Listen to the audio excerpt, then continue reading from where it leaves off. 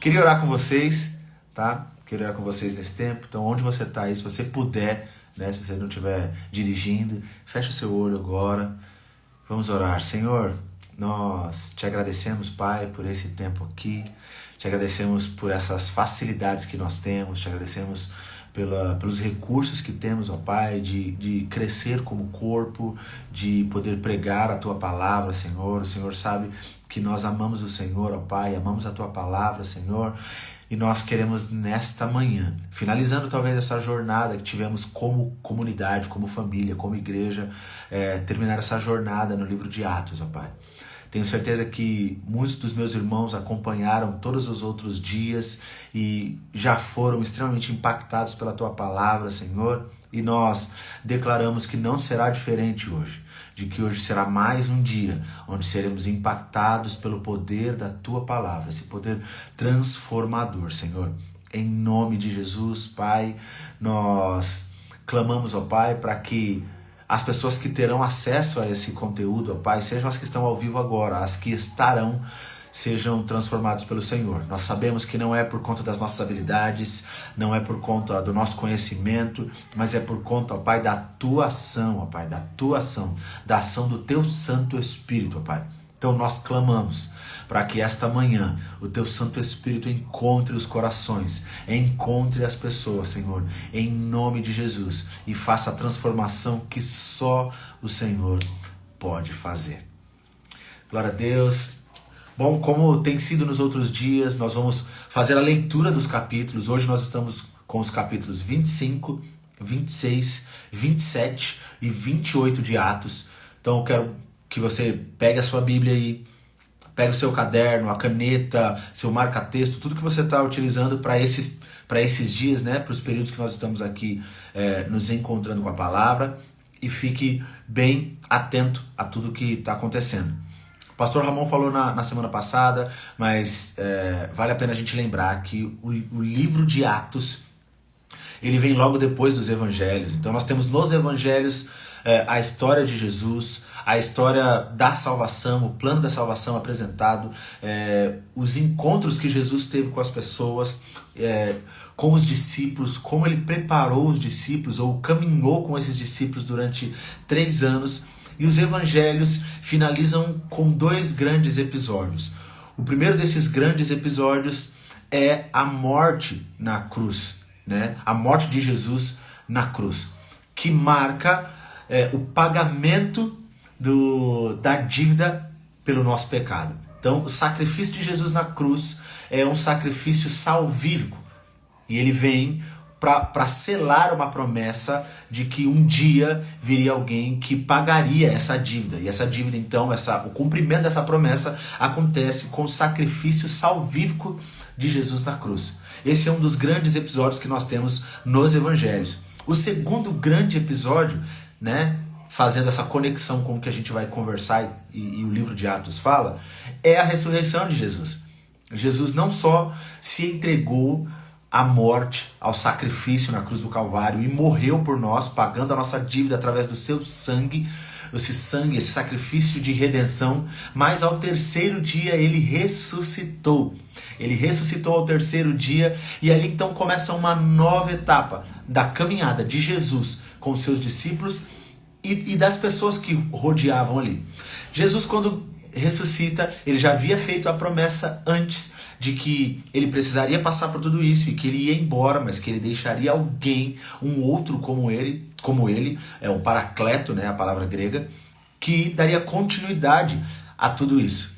Então, isso acontece. Jesus se sacrifica por nós, paga o preço do pecado, ressuscita e ele parte para o Pai. Ele parte e ele vai embora. E ele fala que isso era necessário porque ele precisava ir para que o Consolador viesse. E aí nós temos então logo no início da narrativa do livro de Atos, no capítulo 2, vou voltar um pouquinho, capítulo 1 de Atos, versículo 8, ele fala para que os discípulos permanecessem ali, porque até que eles fossem revestidos de poder, o poder do céu, e então eles seriam enviados para ser testemunhas. A gente acompanha essa narrativa, você provavelmente ouviu falar sobre esses textos nos outros dias. E no capítulo 2 a gente tem uma marca, que é a descida do Espírito Santo. Então, nós conhecemos bem essa história. Tem então a descida do Espírito Santo sobre aquelas pessoas que estavam reunidas ali em Jerusalém. E eles são cheios do Espírito Santo. E uma marca desse dia foi o batismo foi o dom de línguas, né? A glossolalia, que aconteceu naquele momento. E nós temos também, já nesse episódio, já falando do capítulo 2 de Atos, nós temos a grande pregação, ou a primeira grande pregação do apóstolo Pedro. E ali então nós temos o início da igreja. Finalzinho do capítulo 2, mais especificamente 41, 42, começa a narrar um pouquinho de como foi que essa igreja se deu e como as pessoas começaram a caminhar juntas em comunhão. O texto bíblico vai dizer que eles perseveravam na doutrina dos apóstolos, perseveravam na oração, perseveravam no partir do pão e na comunhão. Então nós temos ali a marca do início da igreja. E você acompanhou durante todos os outros dias aqui das lives, informações que você foi recebendo sobre o nascimento dessa igreja. Nós temos também no livro de Atos a conversão de Paulo e as viagens missionárias de Paulo. Enfim, dei um panorama bem geralzão assim, para a gente entender o capítulo de Atos, qual é a conexão, o livro de Atos, e qual é a conexão dele com os evangelhos e como a gente segue daqui para frente. Hoje nós vamos nos atentar nos últimos 4 versículos, 25, 26, 27 e 28 de Atos. Para a gente começar, a gente vai lendo os textos, tá? Lendo trechos, e aí então a gente vai comentando aqui conforme for necessário, tá? Os últimos capítulos de Atos, eles são muito autoexplicativos, né, de uma maneira geral. Então você lê e você já meio que entende o que tá acontecendo, tá? Só lembrando que nós estamos nessa campanha de intimidade com o Espírito Santo, das 7 semanas para Pentecostes, e essa aqui é a última semana, e amanhã nós vamos fechar com uma grande festa na igreja, nos 3 cultos, culto das 9 horas, das 11 horas e das 18 horas, tá bom? Então pega a sua Bíblia aí e vamos ler aqui os primeiros versículos do capítulo 25 de Atos, tá? Então, começa assim: tendo, pois, Festo assumido o governo da província, 3 dias depois subiu de Cesareia para Jerusalém, e logo os principais sacerdotes e os maiorais dos judeus lhe apresentaram queixa contra Paulo e lhe solicitavam, pedindo como favor, em detrimento de Paulo, que o mandasse vir a Jerusalém, armando eles uma cilada para o matarem na estrada. Festo, porém, respondeu achar-se Paulo detido em Cesareia, e que ele mesmo, muito em breve, partiria para lá. Portanto, disse ele: os que dentre vós estiverem habilitados, que desçam comigo, e havendo contra este homem qualquer crime, acusem-no. E não se demorando entre eles mais de 8 ou 10 dias, desceu para Cesareia, e no dia seguinte, assentando-se no tribunal, ordenou que Paulo fosse trazido. Comparecendo este, rodearam-no os judeus que haviam descido de Jerusalém, trazendo muitas e graves acusações contra ele, as quais, entretanto, não podiam provar. Vamos entender então até aqui o que está acontecendo. A gente finaliza o capítulo 24 de Atos com Paulo preso já, né? Ele ficou preso durante 2 anos, mas quem era o governador daquela província naquele momento era Félix. No capítulo 25, a gente já começa então com uma troca desse governo. Festo então assume o governo dessa província, né? E os principais dos sacerdotes procuraram Festo então e fizeram uma certa pressão para que Festo trouxesse Paulo para Jerusalém. Paulo estava em Cesareia e eles queriam que Festo trouxesse Paulo de Cesareia para Jerusalém, e o texto explica que a intenção deles era matar Paulo no caminho. Eles já tinham intentado, já tinham planejado isso. Olha só que interessante aqui. No versículo 3. Versículo 2, né? E logo os principais dos sacerdotes e os maiorais dos judeus lhes apresentaram queixa contra Paulo e lhes solicitavam, pedindo como favor, em detrimento de Paulo, que o mandasse vir a Jerusalém. de Cesareia para Jerusalém, armando-lhes eles cilada para o matarem na estrada. Ou seja, o que eles queriam era que Festo trouxesse Paulo de Cesareia para Jerusalém, porque eles já tinham armado uma cilada, então, para Paulo. Mas a gente vê o texto, Festo fala que ele não ia fazer isso, que Paulo estava em Cesareia, que nos próximos dias ele ia para Cesareia, e aqueles que quisessem levantar acusação contra ele, que descessem então com ele para Cesareia, e lá ele traria Paulo, e então os judeus iam poder fazer levantar todas essas acusações. Esse trecho que nós lemos, o finalzinho dele, já no versículo 6 e 7, a gente vê que isso realmente aconteceu. Festo foi para Cesareia, alguns dos judeus também foram, dos principais judeus foram também, e Festo então traz Paulo para o tribunal, e aí então eles começaram a acusar Paulo. E eles então fizeram todas as suas acusações, e o texto finaliza, o versículo 7, assim, ó: comparecendo este, no caso Paulo, rodearam-no os judeus que haviam descido de Jerusalém, trazendo muitas e graves acusações contra ele, as quais, entretanto, não podiam provar.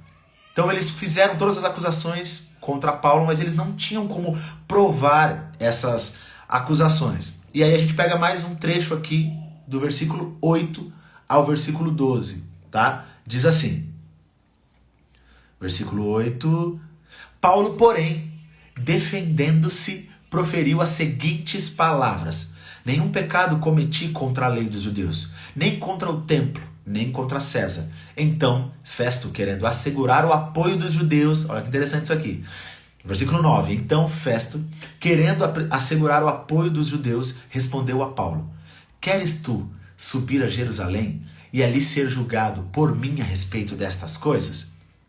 Disse-lhe Paulo: estou perante o tribunal de César, onde convém seja eu julgado.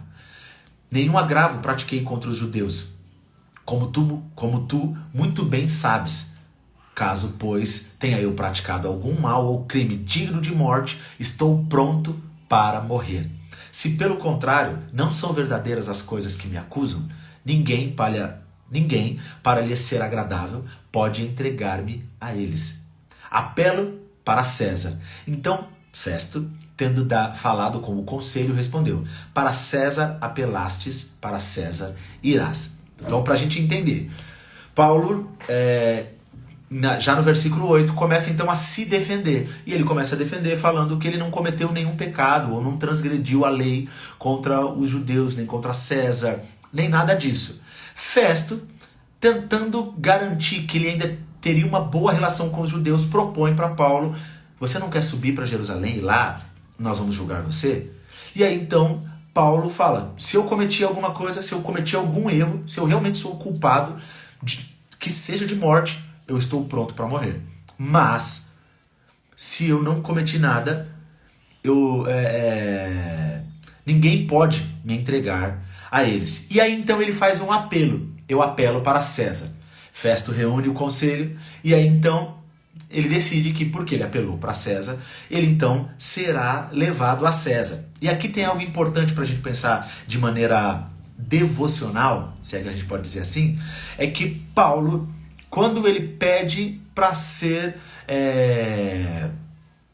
levado para César, ele não só está pensando num novo tipo de julgamento, ele está pensando num propósito.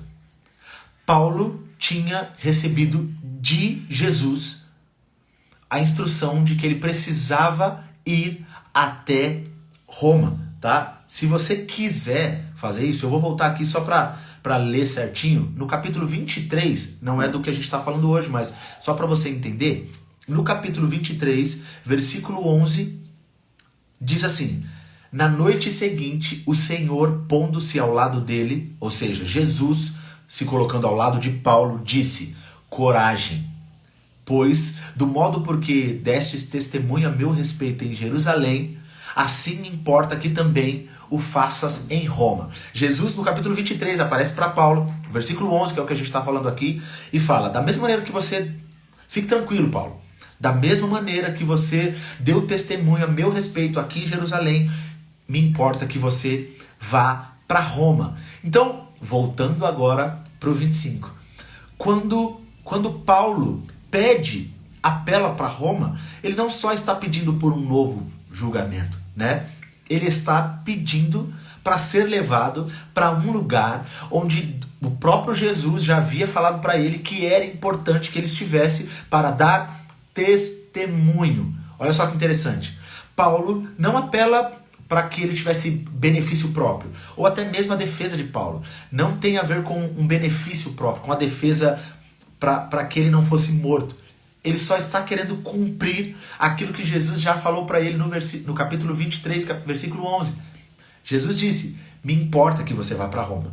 Então, quando ele apela para ir para Roma, apela para César, ele já está com o olho naquilo que Jesus prometeu ou pediu para que ele fizesse. Então, ele já está olhando para o propósito, para aquilo que ele estava sendo, que ele foi designado por Jesus para fazer.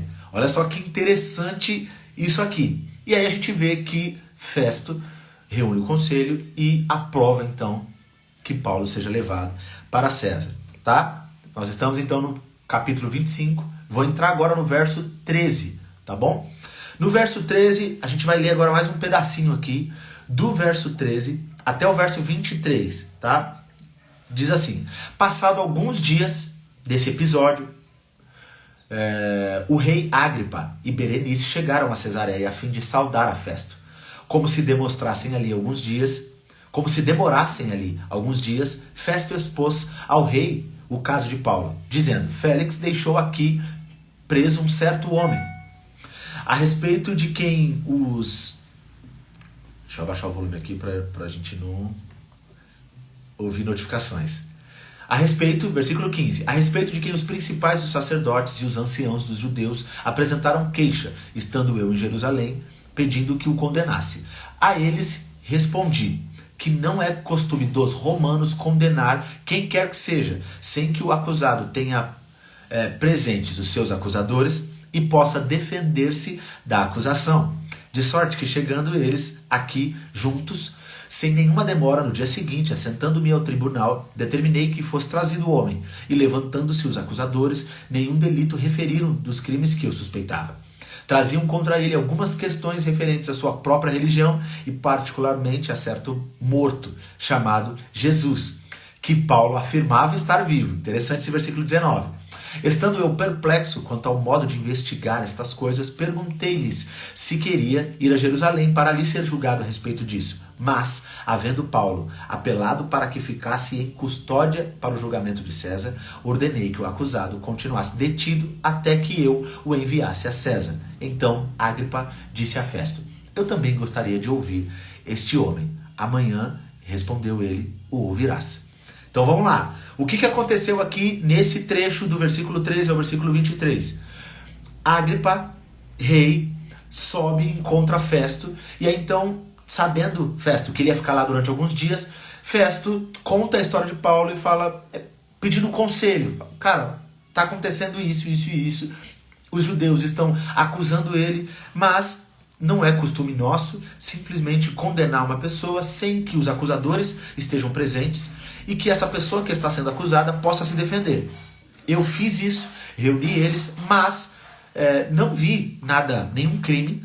Os crimes que eles alegaram é sobre a própria religião dele e sobre um certo homem morto. Olha só que interessante. Particularmente a certo morto chamado Jesus, que Paulo afirmava estar vivo. Aí a gente entende algumas coisas aqui. O que está acontecendo? Festo está contando para Agripa tudo o que aconteceu nos dias anteriores, né? Ele vai explicando tudo o que aconteceu. Ele cita a ênfase que Paulo dava sobre a ressurreição de Jesus. E aí então Agripa, depois de ouvir toda essa história que Festo conta, Agripa fala, eu também quero ouvi-lo. Tá? E aí então a gente vai partir pro capítulo 26. Então, meio que está acontecendo aqui, Festo é um governador novo, fica sabendo da acusação dos judeus, consegue reunir os judeus, Paulo escuta toda a acusação contra Paulo. Paulo se defende, não só se defende, como apela para César, e aí a gente já falou que isso está apontando para um propósito que Paulo sabia que Jesus tinha, que era de ele ir para César. Nesse meio tempo, Agripa chega, Festo conta toda a história, fala sobre a ênfase que Paulo dava sobre a ressurreição de um certo morto chamado Jesus, que Paulo alegava estar vivo, é isso que o texto diz. E aí então Agripa fala, eu quero conhecer essa pessoa, tá? Versículo 27, né? A gente lê até o versículo 23, e aí do versículo 23 nós vemos que eles não sabiam o que mencionar a respeito dos crimes. Olha só, versículo 23, né, 24 até o 27. Diz assim: de fato, no dia seguinte, então vamos lá só para finalizar aqui esse raciocínio. Agripa queria então ouvir Paulo, e aí Festo fala, amanhã mesmo você vai ouvir. Versículo 23. De fato, no dia seguinte, vindo Agripa e Berenice com grande pompa, né, eles eram importantes, tendo eles entrado na audiência juntamente com os oficiais superiores e homens eminentes da cidade, Paulo foi trazido por ordem de Festo. Então disse Festo, rei Agripa, e todos vós que estáis presentes conosco, vedes este homem, por causa de quem toda a multidão dos judeus recorreu a mim, tanto em Jerusalém como aqui, clamando que não convia que ele vivesse mais, clamando para que ele morresse. É isso que ele está querendo dizer. Vivesse mais. Porém, eu achei que ele nada praticara passível de morte. Entretanto, tendo ele apelado para o imperador, resolvi mandá-lo ao imperador. Contudo, a respeito dele, nada tenho de positivo que escreva ao soberano. Por isso eu o trouxe à vossa presença e mormemente atua, ó rei Agripa, para que, feita a arguição, tenha eu alguma coisa para escrever, porque não me parece razoável remeter um preso sem mencionar ao mesmo tempo as acusações que militam contra ele. Olha só que interessante. Eles reuniram então todo mundo e Festo fala, Agripa, judeus, toda a multidão que está aqui, eu estou com este homem, vocês já conhecem a história dele, e ele apelou para César. Os judeus querem que eu o mate, mas eu não acho que seja o correto, e ele apelou para César. Mas eu não tenho o que falar sobre ele. E eu não acho justo enviá-lo para o rei sem ter o que escrever a respeito dele. E aí então nós vamos para o capítulo 26. E aí no capítulo 26 a gente vai ver toda essa narrativa, né? A seguir, capítulo 26, verso 1. A seguir, Agripa, dirigindo-se a Paulo, disse, é permitido que uses da palavra em tua defesa. E aí então Paulo começa a fazer a sua defesa, tá? Vamos ler do 1 ao 23. Diz assim, versículo 2 já. Tenho-me por feliz, ó rei Agripa, pelo privilégio de, hoje, na tua presença, poder produzir a minha defesa de todas as acusações feitas contra mim pelos judeus. Mormemente, porque és versado em todos os costumes e questões que há entre os judeus. Por isso eu te peço que me ouças com paciência. Quanto à minha vida desde a mocidade, como decorreu desde o princípio entre o meu povo em Jerusalém, todos os judeus a conhecem, pois na verdade eu era conhecido deles desde o princípio, se assim o quiserem testemunhar, porque vivi fariseu conforme a seita mais severa da nossa religião. E agora estou sendo julgado por causa da esperança da promessa que por Deus foi feita aos nossos pais. Preste atenção nesse versículo 6. Versículo 7. Ao qual as nossas 12 tribos, servindo a Deus fervorosamente de noite e de dia, almejam alcançar. É no tocante a esta promessa, ó rei, que sou acusado pelos judeus. Porque se julga incrível entre vós que Deus ressuscite os mortos? Na verdade, a mim me parecia que muitas coisas devia eu praticar contra o nome de Jesus, o Nazareno. E assim procedi em Jerusalém. Havendo eu recebido a autorização dos principais sacerdotes, encerrei muitos dos santos nas prisões. E contra estes dava o meu voto, quando os matava. Muitas vezes os castiguei por todas as sinagogas, obrigando-os até a blasfemar. E, demasiadamente enfurecido contra eles, mesmo por cidades estranhas, os perseguias. Com este intuito parti para Damasco, levando a autorização dos principais sacerdotes, e por eles comissionado. Ao meio-dia, ó rei, indo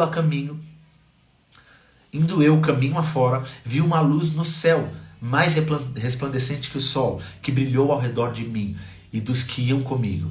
E caindo todos nós por terra, ouvi uma voz que me falava em língua hebraica: Saulo, Saulo, por que me persegues? Dura coisa é recalcitares contra os aguilhões. Então eu perguntei: quem és tu, Senhor? Ao que o Senhor respondeu: eu sou Jesus, a quem tu persegues. Deixa eu achar que eu perdi. Sou Jesus a quem tu persegues. Mas levanta-te e firma-te sobre teus pés, porque por isto te apareci, para te constituir ministro e testemunha, tanto das coisas em que me vistes, como daquelas pelas quais te aparecerei ainda, livrando-te do povo e dos gentios para os quais te envio, para lhes abrires os olhos e converteres das trevas para a luz e das potestades de Satanás para Deus, a fim de que recebam eles remissão de pecados e herança entre os que são santificados pela fé em mim. Pelo que, ó rei Agripa, não fui desobediente à visão celestial. Vamos até aqui e a gente comenta um pouquinho aqui. O que está acontecendo então no capítulo 26, do versículo 1 até o versículo 23, para você se atentar. É engraçado perceber que todo o discurso de Paulo, todos eles começam honrando a pessoa que está ouvindo esse discurso. Então ele começa dirigindo: eu sei quem você é uma pessoa importante e vou falar com você porque eu sei que você entende das leis hebraicas. Então ele começa fazendo toda essa honraria. Do versículo, a partir do versículo 4 até o versículo 6, Paulo explica o porquê que ele está sendo acusado. E ele fala que ele está sendo acusado por conta da promessa e da esperança da promessa. Qual era essa promessa? A promessa do Messias. Ele estava sendo acusado por conta da promessa que até mesmo os próprios judeus também criam, mas estavam esperando, e eles não atribuíam o cumprimento dessa promessa a Jesus. Então ele fala que ele está sendo acusado por conta disso. E ele aponta falando: eu também vivi assim. Eu também era como eles. E eu ataquei muitos dos irmãos. Eu dei o meu voto contra eles no caso da morte. E ele começa a narrar tudo isso. E aí ele cai num trecho, para mim, que é um dos trechos mais importantes desse capítulo 26. Que é quando ele começa a contar a história da conversão dele. E esse momento da conversão, então, é o momento onde Paulo começa a testemunhar a respeito de tudo aquilo que ele tinha vivido. E é o momento onde Paulo, reunido com o rei Agripa, com todos os principais da cidade, com os judeus, ele começa a pregar. Olha que interessante. Aquilo que deveria ser uma defesa para que ele se livrasse da morte, vira um momento de pregação do evangelho. Vira um momento de evangelismo, porque Paulo começa a pregar, e ele começa a pregar, e ele, já no finalzinho desse trecho que a gente leu, ele fala sobre a obediência dele à visão e ao propósito que ele recebeu de Jesus. Ele fala que ele aceitou, que ele foi... ele conta o testemunho da conversão dele, e ele fala sobre o propósito que ele recebeu de Jesus. Porque é engraçado que Jesus aparece para Paulo, Paulo se converte e ele já sai daquele momento com uma missão. Qual era a missão? Pregar o evangelho aos gentios, aos judeus, em todos os outros lugares. Ele já sai daquele momento com um propósito, com uma missão a cumprir. E ele fala que ele estava sendo obediente. Tudo que ele estava fazendo era ser obediente à missão que ele havia recebido. Já no versículo 24, para a gente finalizar o capítulo 26, a gente vê que Festo interrompe Paulo e diz que ele está louco. E aí Paulo então volta a se defender. E ele volta a se defender. Versículo 24. Dizendo estas coisas em sua defesa, Festo o interrompeu em alta voz. Estás louco, Paulo, as muitas letras te fazem delirar. Versículo 25. Paulo, porém, respondeu: não estou louco, ó excelentíssimo Festo. Pelo contrário, digo palavras de verdade e de bom senso, porque tudo isto é do conhecimento do rei, a quem me dirijo com franqueza, pois estou persuadido de que nenhuma destas coisas lhe é oculta, porquanto nada se passou em lugar escondido. Acreditas, ó rei Agripa, nos profetas? Bem sei que acreditas. Então Agripa Agripa se dirigiu a Paulo e disse: por pouco me persuades a me fazer cristão. Versículo 29. Paulo respondeu: assim Deus permitisse que, por pouco ou por muito, não apenas tu, ó rei, porém todos os que hoje me ouvem, se tornassem tais qual eu sou, exceto as correntes. Olha só que incrível. Até o rei fala para Paulo que você quase me convence a me tornar cristão. E aí Paulo fala: rei, você não entendeu, o meu propósito é exatamente esse. Eu tenho uma missão que me foi dada. E minha missão é pregar o evangelho a todas as pessoas. E eu estou pregando para você. Não quero que só você aceite. Quero que todos os que estão me ouvindo se tornem como eu, exceto pelas cadeias. É isso que ele está dizendo aqui. Já no versículo 30, a essa altura levantou-se o rei e também governador, e Berenice, bem como os que estavam assentados com eles. E havendo-se retirado, falavam uns com os outros, dizendo: este homem nada tem feito passivo de morte ou de prisão. Então Agripa se dirigiu a Festo e disse: este homem bem podia ser solto, se não tivesse apelado para César. Olha só que interessante. Paulo sabia que ele não tinha cometido crime nenhum e que se ele fosse julgado de maneira justa, ele seria solto. Mas ele sabia que era do desejo de Jesus que ele fosse para Roma. Por isso, então, ele apelou para César. E aí nós finalizamos assim o capítulo 26. Já entrando no capítulo 27, nós vemos então que foi decidido que eles fossem então para a Itália, né? Agripa ouviu tudo isso e ele deveria ter sido solto, mas como ele apelou para César, então vamos enviar ele para César. A Janete está perguntando qual é a passagem bíblica. Nós estamos lendo e refletindo aqui sobre os capítulos 25, 26, 27 e 28 de Atos, tá? A gente acabou de finalizar o capítulo 26 e nós estamos entrando no capítulo 27 de Atos. Então, terminou isso, eles entendiam, Paulo vai ser levado para a Itália. E aí então, já no capítulo 27, a gente já vai entrar para a gente tentar ganhar um pouco de tempo aqui. No capítulo 27, do versículo 1 até o versículo 8, eu vou ler aqui com vocês. Quando foi decidido que navegássemos para a Itália, entregaram Paulo e alguns outros presos para um centurião chamado Júlio, da corte imperial, embarcando num navio adramitino que estava na partida para costear a Ásia. Fizemo-nos ao mar, indo conosco Aristarco, macedônio de Tessalônica. No dia seguinte, chegamos a Sidom, e Júlio, tratando Paulo com humanidade, permitiu-lhe ir ver os amigos e obter assistência. Partindo dali, navegamos sob a proteção de Chipre, por serem contrários os ventos. E tendo atravessado o mar ao longo da Cilícia e Panfilha, chegamos a Mirra, na Cilícia. Achando ali o centurião um navio de Alexandria, que estava de partida para a Itália, nele nos fez embarcar. Navegando vagarosamente muitos dias, e tendo chegado com dificuldade de fronte a Cnido, não nos sendo permitido prosseguir por causa do vento contrário, navegando sobre a proteção de Creta, na altura de Salmona, costeando-a penosamente, chegamos a um lugar chamado Bons Portos, perto da qual estava a cidade de Laceia, ou Lazéia, não sei qual é a pronúncia correta sobre isso. Basicamente, esses primeiros momentos, nós vemos então que eles estavam fazendo uma viagem já para a Itália, só que uma viagem com muita dificuldade. Muitas vezes o texto nessa narrativa fala sobre eles viajaram vagarosamente por causa dos ventos, eles foram pela proteção de Chipre porque os ventos eram muito fortes, de que eles viajaram com ventos contrários, e aqui a gente já fica com uma reflexão de que muitas vezes, mesmo quando nós estamos indo para cumprir o propósito de Deus, nós enfrentaremos ventos contrários. Paulo estava indo para Roma para falar com César, porque era o propósito de Jesus, mas isso não o livrou de encontrar ou de enfrentar ventos contrários. Do versículo 9 ao versículo 26, nós temos alguns pontos bem importantes.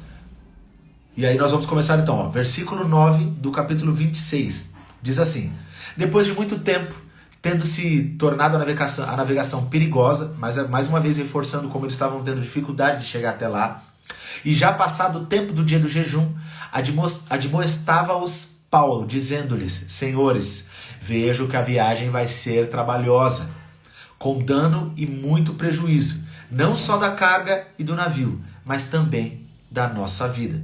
Mas o centurião dava mais crédito ao piloto e ao mestre do navio do que ao que Paulo dizia. Olha só que interessante. Paulo teve então uma revelação. Paulo estava tendo uma revelação de como seriam os próximos dias. E ele alerta o comandante e os profissionais que estavam ali. Ele fala: serão dias bem difíceis, a viagem vai ser muito difícil e nós teremos prejuízo na carga para o navio e também para a nossa vida.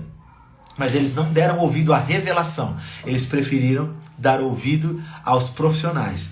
Nós precisamos dar ouvido aos profissionais, mas precisamos ter discernimento quando uma revelação chega para nós. Quando a revelação chega, quando a revelação de Deus chega, ela sempre é certeira. Os profissionais estudam para fazer a coisa certa, mas às vezes erram. Mas homens que estão caminhando debaixo de uma revelação de Deus sempre estão certos. Continuando.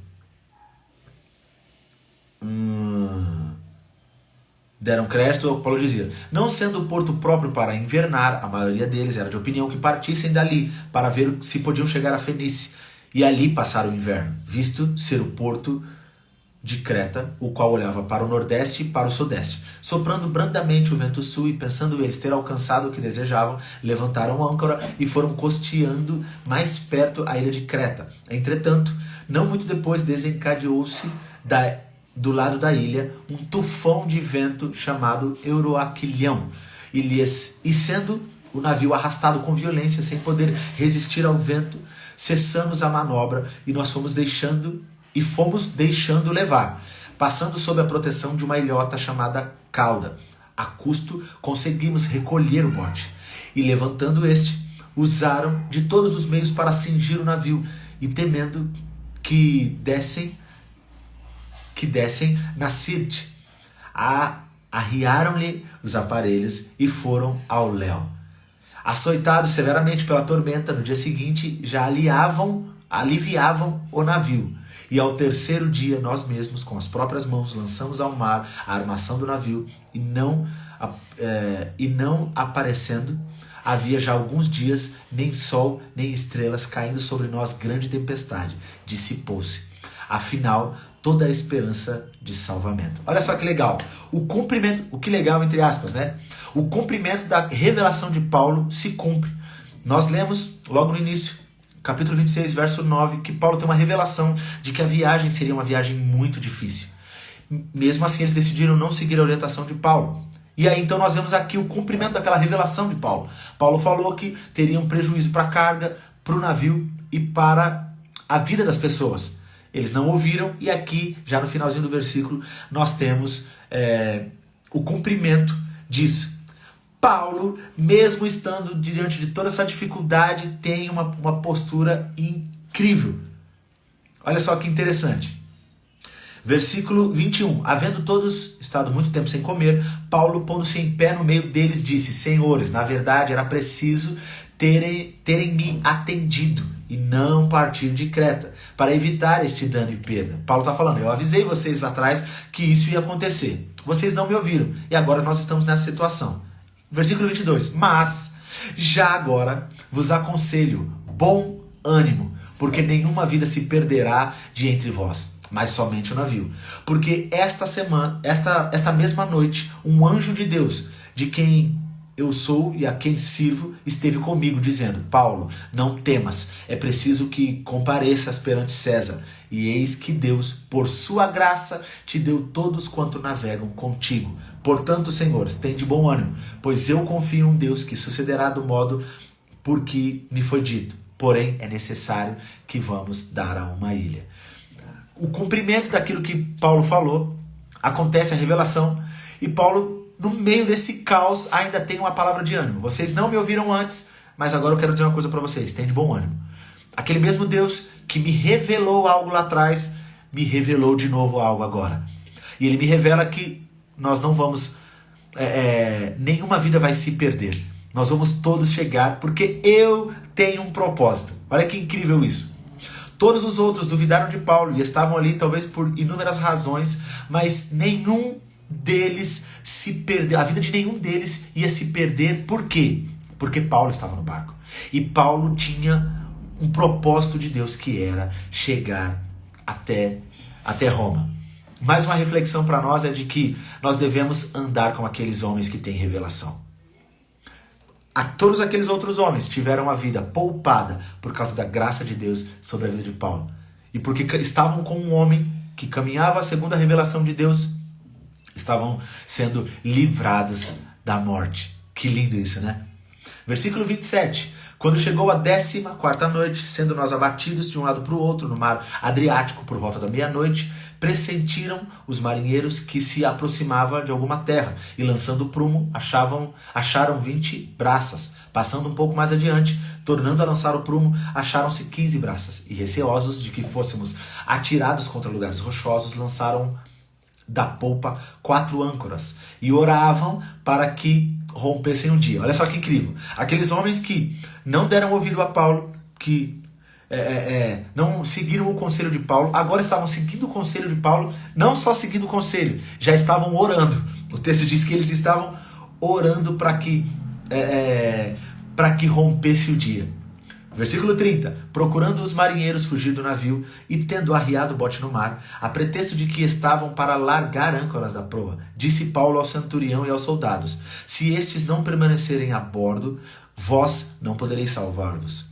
Então os soldados cortaram os cabos do bote e o deixaram afastar-se. Enquanto amanhecia, Paulo rogava a todos que se alimentassem, dizendo: hoje é o 14º dia em que esperando, estáis sem comer, nada tendo provado. Eu vos rogo que comais alguma coisa, porque disto depende a vossa segurança.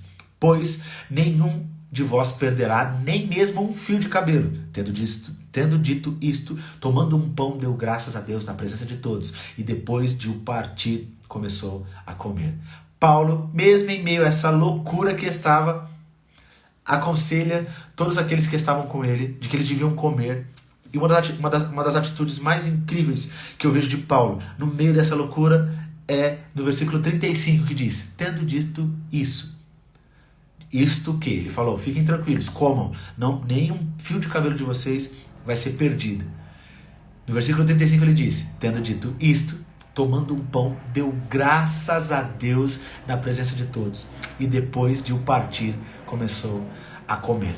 Homens que andam segundo uma revelação, mesmo nos dias mais difíceis, têm gratidão no seu coração.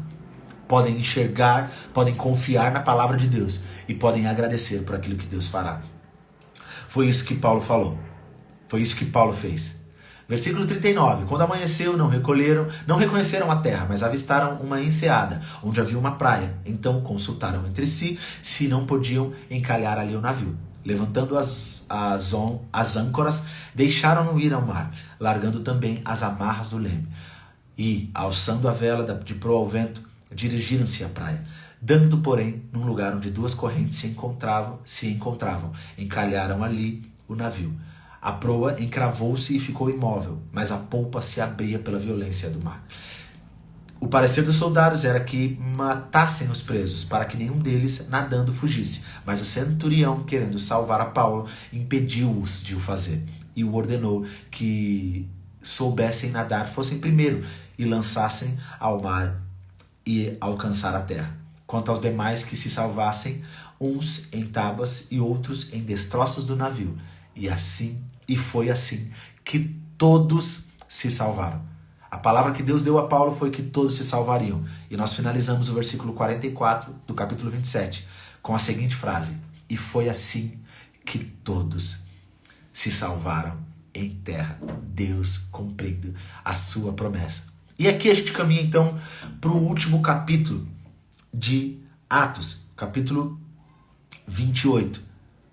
No capítulo 28 a gente começa, eu vou tentar resumir para a gente não fazer a leitura completa disso aqui, para a gente já sintetizar um pouco do raciocínio. Eles chegam na terra, a ilha se chama Malta. Os bárbaros que habitavam aquela ilha trataram eles com humanidade, o texto diz isso, né? E eles ali então acenderam uma fogueira e acolheram todos por causa da chuva que caía, por causa do frio, versículo 2. Paulo se juntou a ele e atirou um graveto na fogueira. Uma víbora, uma cobra, uma serpente saindo do fogo para não se queimar, atinge a mão de Paulo, né? E os bárbaros viram aquilo, Paulo sacudiu, o texto diz isso, eu vou ler esse texto para você aqui. Versículo 5 do capítulo 28, depois que a serpente pegou, versículo 4 é importante também. Quando os bárbaros viram a víbora pendente na mão dele, disseram uns aos outros: certamente este homem é assassino, porque salvo do mar, a justiça não o deixa viver. Versículo 5. Porém ele, sacudindo o réptil no fogo, não sofreu mal nenhum. Mas eles esperavam que ele viesse a inchar ou cair morto de repente. Mas depois de muito esperar, vendo que nenhum mal lhe sucedia, mudando de parecer, diziam que ele era um deus. Olha só que interessante. Paulo então se livrou do naufrágio, né? Deus cumpriu a promessa, aquilo que havia falado com Paulo. Começa o versículo 28, eles são acolhidos na ilha de Malta, os bárbaros estão cuidando dele, acendem uma fogueira, Paulo atira um graveto na fogueira e de repente uma serpente salta da fogueira, gruda na mão de Paulo, e aí, resumindo, Paulo sacode, essa serpente sai. Os bárbaros começaram a deduzir que Paulo era uma pessoa ruim, porque ele tinha sido atacado.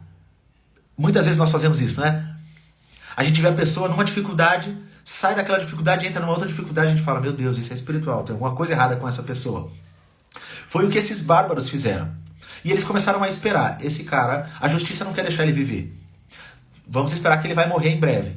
Mas passaram-se dias e não aconteceu nada com Paulo. E aí eles mudaram para o outro polo, né, para o oposto. Eles começaram a falar: primeiro, Paulo seria alguém que estava sendo julgado e que a justiça estava cobrando a vida dele.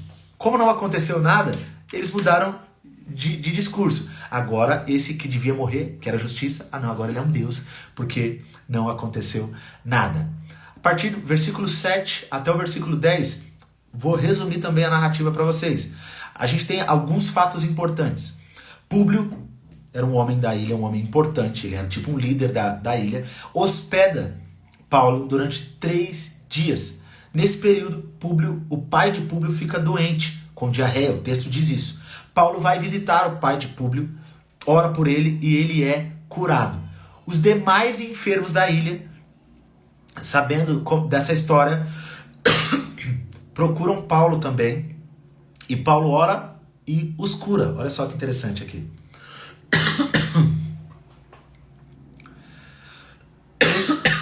Perdão, gente. Aqui, versículo 9, ó. À vista deste acontecimento, o acontecimento de Paulo ter ido visitar o pai de Públio e ter curado ele.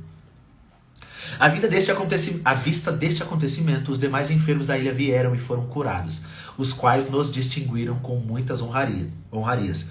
E tendo nós de prosseguir viagem, nos puseram a bordo tudo o que era necessário. Olha só que interessante mais uma vez aqui. Paulo... Irmãos, perdoem, eu engasguei aqui e estou tossindo. Paulo, então, depois de sofrer tudo isso, e de passar por todo esse processo, a tempestade, a serpente, e aí agora na casa de Públio, ele cura todas as pessoas. E a gente vê que pessoas que caminham de acordo com a revelação e de que tem um propósito, onde chegam causam transformação. Mesmo depois de tudo que Paulo tinha passado, ele ainda era capaz de orar pelas pessoas e de permitir de que aquilo que ele carregava dentro dele, do poder do Espírito, fizesse a ação necessária e transformou a realidade daquela cidade, de maneira que todas as pessoas que estavam enfermas naquela cidade foram curadas. E isso é lindo. E eles continuam a viagem, eles continuam a viagem, tá? Eles receberam depois de tudo isso, receberam tudo que precisavam para dar continuidade. No versículo 11 diz assim: ao cabo de 3 meses embarcamos num navio alexandrino que invernara na ilha e tinha por emblema Dióscuros, tocando em Siracusa.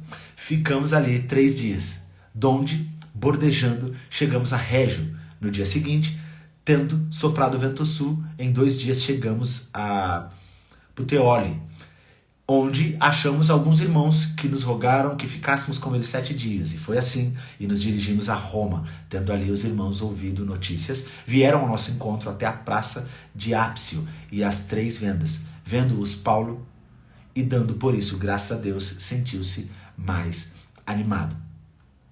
Só para a gente entender também mais uma vez, então ele foi e ele é levado, conduzido até Roma, e aí ele começa a viver. Já no versículo 16, a gente vê algumas coisas bem importantes. Versículo 16, a partir do 16, né, 16 até o 22, nós temos alguns acontecimentos. Paulo foi permitido morar sozinho, o que já era incrível para um prisioneiro, né? Ele foi permitido morar ali sozinho. Ele reúne os principais dos judeus e conta sobre as acusações que ele estava sofrendo, mas os judeus que estavam ali não conheciam a história de Paulo, mas queriam ouvir.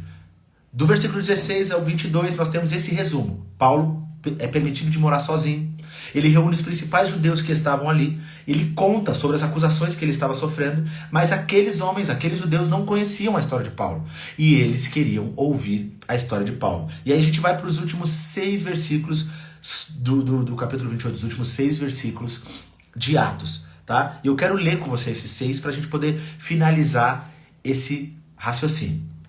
Versículo 23 até o 31, né? Na verdade são 8 versículos. Havendo-lhes eles marcado um dia, vieram um grande número ao encontro de Paulo na sua própria residência. Então, desde a manhã à tarde, lhes fez uma exposição do testemunho do reino de Deus, procurando persuadi-los a respeito de Jesus, tanto pela lei de Moisés como pelos profetas. Houve alguns que ficaram persuadidos pelo que ele dizia, outros, porém, continuaram incrédulos. E havendo discordância entre eles, despediram-se, dizendo Paulo estas palavras: Bem falou o Espírito Santo a vossos pais por intermédio do profeta Isaías, quando disse: Vai a este povo e dize-lhe: De ouvidos ouvireis e não entendereis, vendo, vereis e não percebereis.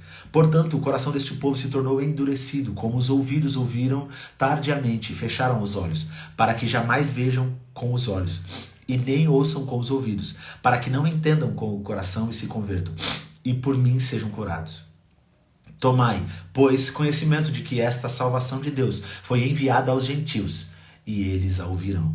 Ditas essas palavras, partiram os judeus, tendo entre si grande contenda. Os últimos 2 versículos. Pois 2 anos permaneceu Paulo na sua própria casa, que alugara, onde recebia todos os que o procuravam, pregando o reino de Deus. E com toda a intrepidez, sem impedimento algum, ensinava as coisas referentes ao Senhor Jesus.